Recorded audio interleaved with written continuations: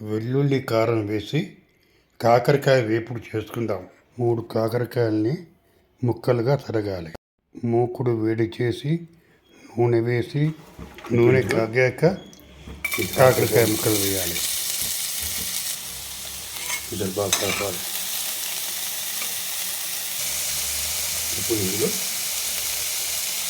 నిమిషాలు ఉప్పు వేయాలి.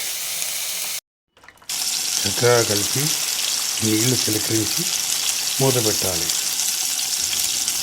ఒక 10 వెల్లుల్లిపాయలు, 12 ఎండుమిరపకాయలు ముక్కలు చేసుకుందాం. వీటిని ఒకసారి దంపుకుందాం. ఇప్పుడు ఇందులో